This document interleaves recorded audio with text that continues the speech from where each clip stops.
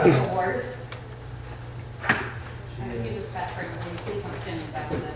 Oh, she's fine. She's fine. All right. Everyone has to have a handout in order for me to get full credit. This is absolutely nothing. Something.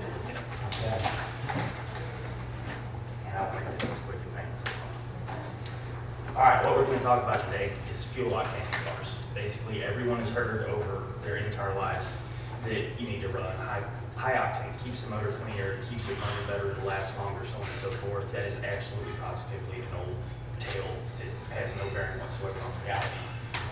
What you need to look at is going to be your owner's manual, what it calls for, and you need to understand the basics of what's going on inside the engine in order to properly achieve it, so you're not wasting a whole lot of money on what you're actually putting in your car every day.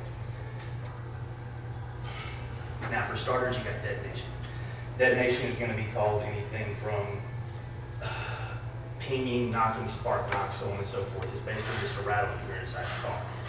And what that is pre-ignition. Pre-ignition is when, as your piston comes up towards top dead center, instead of firing at the appropriate time, because the lower octane fuel, it's going to fire too soon, the explosion will happen before it reaches the top, and that sound is your rod bearing smashing back into your crank. Now, 90% of the cars on the road do not require 93 octane. When you run 93 octane in a car, what you're actually doing is delaying the burn. It's not higher performance fuel, it's not higher anything fuel. It is a slower, cooler burning fuel meant to stave off detonation in cars that are either turbocharged, supercharged, nitrous, or just high compression, so on and so forth. So, running high octane is generally the way. Compression ratio plays a big factor in this.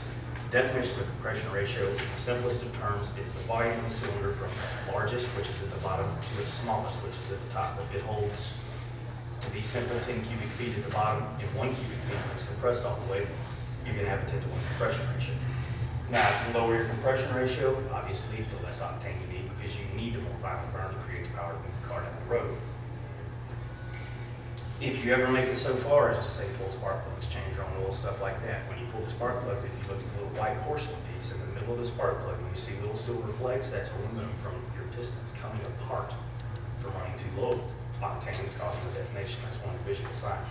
If you change your oil, when you look at the bottom of it, running through a cheesecloth as it drains, you'll see rod bearing material, you'll see other stuff down at the bottom coming in the oil pan. Obviously, you're running too low of an octane on that. So now we've talked about the octane ratings that are required. We've talked about detonation. We've talked about compression. What's detrimental about this entire thing in the high octane, the reason it's such a bad rumor, you get an incomplete burn. So you're making less power because it's not burning all the fuel. It's burning it too late because it takes it longer to actually expand. Therefore, you're not creating the appropriate amount of cylinder pressure. You're not creating the maximum amount of power from the car because it's firing too late. You've already come down out of the top. The explosion does not have as much power because there's not more gap.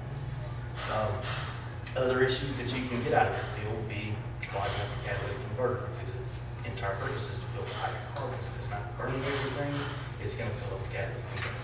Then you're going to have to replace that, which costs a small fortune. It'll damage oxygen sensors, it'll damage all kinds of emission equipment. On top of that, the last thing that can happen, it's not as frequent, your combustion chamber will get dirtier because the firing is not hot. All right, it will build up soot inside, and over time, if you have initially a 63 cc combustion chamber and it just packs in with soot and crud over and over the years, it will shrink it down to the point. Now, guess what? You do have higher compression completely accidentally, and you're stuck running this $3 a gallon gas instead of the $2.20. So the most important thing to take away from it all is just read what it's supposed to have and use it. There's absolutely no need to be throwing money away on premium gas and something that doesn't require. Any questions? Thank you very much for your time. Awesome. Very interesting. Please tell me that was 5 minutes. It was fabulous.